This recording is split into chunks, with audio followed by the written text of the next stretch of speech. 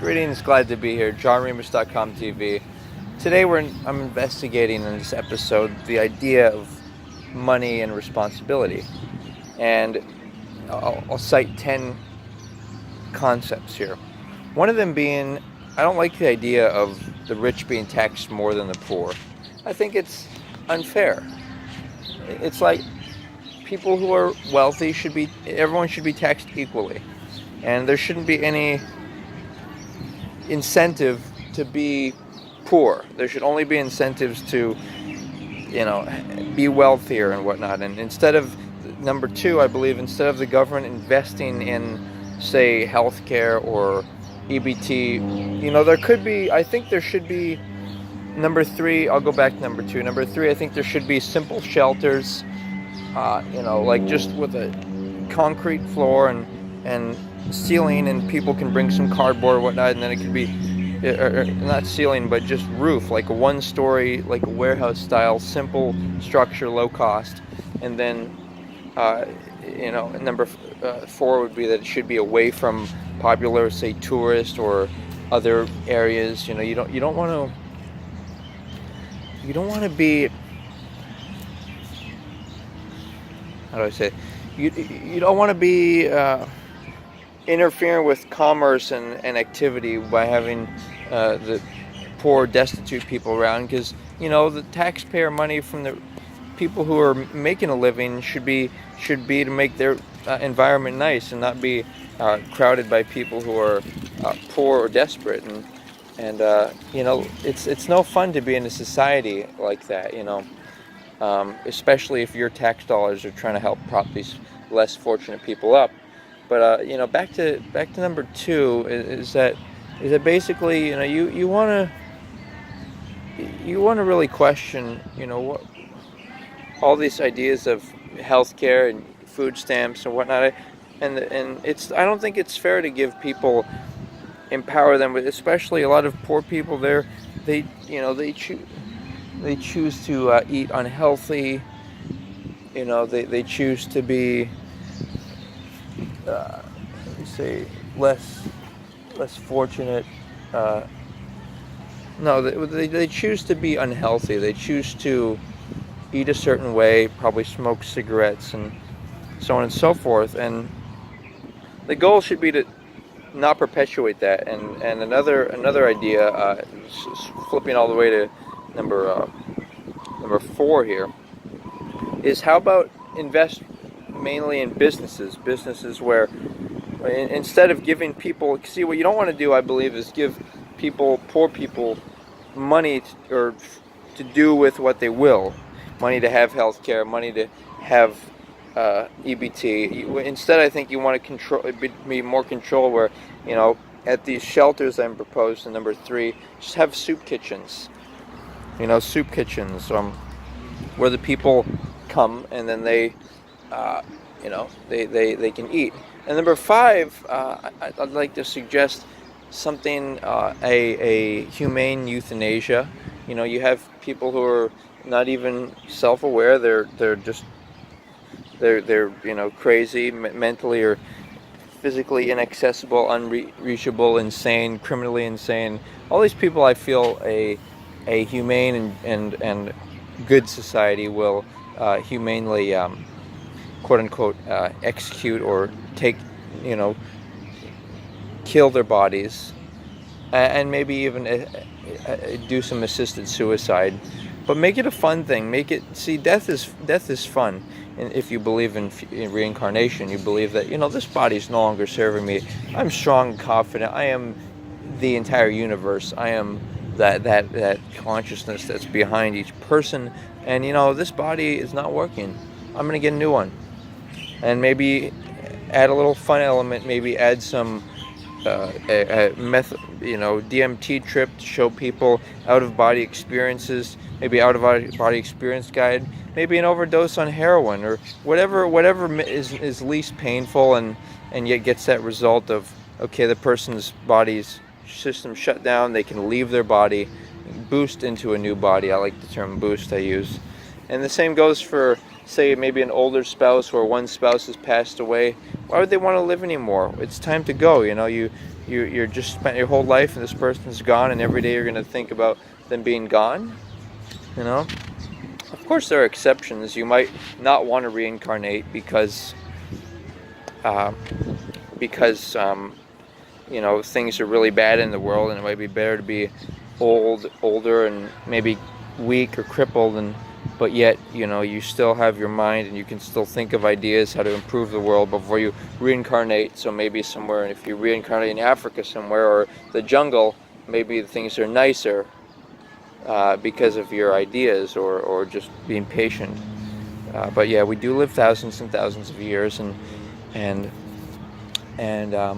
you might think, well, how is this religiosity relevant to the subject of being rich and poor? Well, I would postulate that I think that more poor people, they think about things in terms of religion, like a hero or savior will help save them, instead of them taking responsibility, investigating, and being creatively approaching life's problems, and that they don't even think that this life is ideal, that they wait for a heaven or something. But really, that would be boring, I would argue, and a heaven. And it's better to be involved in this life, get excited about it, and so that's number 6. And number 7 is just the general.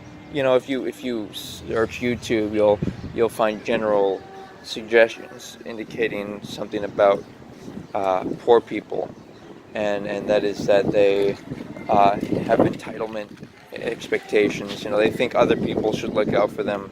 They think they're important, and maybe I'm admittedly I don't have very much financial success in my life, so I can admit that I have other areas of success maybe I'm more interested in, and maybe that might be the case for you. Maybe it all depends, but the idea, okay, that you need that other people should look out for you, like because you're special or whatnot, I think should be addressed, and realize that we're all equal and we all should be fair. And a few other ideas, though I have more ideas on wealth. And number 7 is this concept of children. I think it should be outlawed for people to have children if they're under a certain net worth, because if they are, then I think that's the root cause of all problems in society. Poor parents, the parents and or the children have to do things they otherwise wouldn't with other people they otherwise wouldn't. They can't escape unpleasant situations. They can't relocate, and so on. And so therefore they are subject to surviving, and sometimes that involves criminality and unpleasant situations. And that's all the root cause being poverty when the person has children. So hey, it's great if you're poor, just don't have children. Be aware of that. And another thing is it's not a small amount of money is, some people think that like, oh, it's no big deal. I'll spend it on say $200 pair of shoes because it's not a lot of money, but what it is it is a lot of money. It's all relative. Like for example, if you only have $1,000, then you should treat it like it's $1 million, and invest some of it. You do everything you would if you had $1 million. Save a certain amount of it, and sometimes it's an emergency situation where you need to save up maybe $1,000, $5,000, whatever your lifestyle requires. Maybe $1 million you need to save up to have a year's worth of security for your lifestyle. But basically the concept of being poor is like I was saying earlier this number 8. It's about responsibility. Like, what do I want to take responsibility for?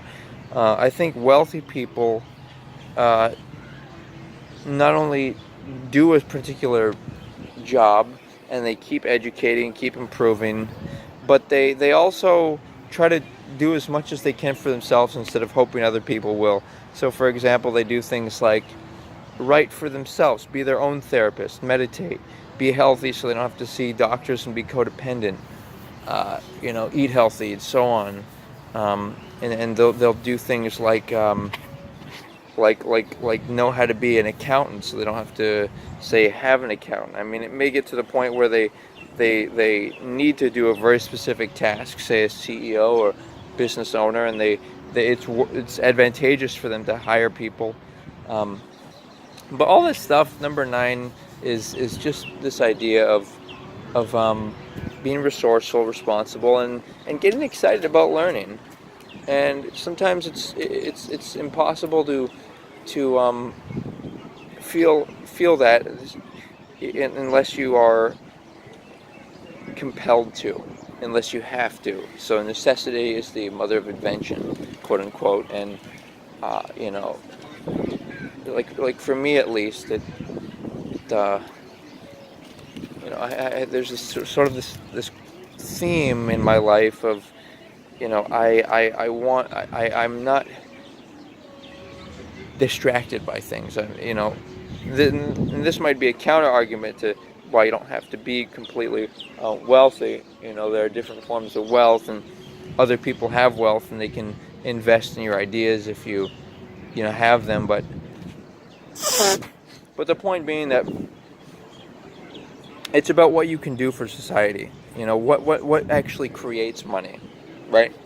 It's forget about money. See, people would just think, oh, money. Think somebody else can make money for them. Hopefully, somebody will give them money. Hopefully, their job will pay well. Hopefully, maybe they feel like, oh, they deserve money. But the truth being that it's about creating things and creating, wanting to do good for people. What you do is you actually come up with ideas, and you do services that make you want to say, I am doing this because I not only want other people's lives to improve, but I want to improve my life. And you think of, if you want some certain standards of living, you want maybe a fancy watch, you want a nice life, then you have to be at that same level as the person who created that watch, or the person who is your,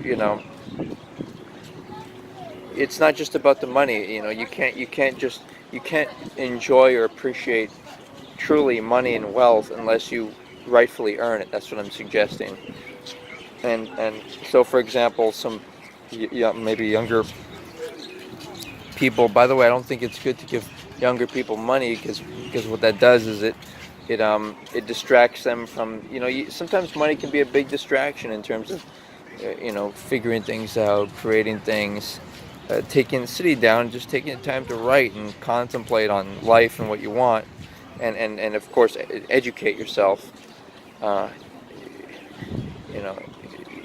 Basically, out there in the world, you have strategies, and sometimes it's just about creating momentum. I'll conclude with that it's anything like picking up trash, doing an hour of community service,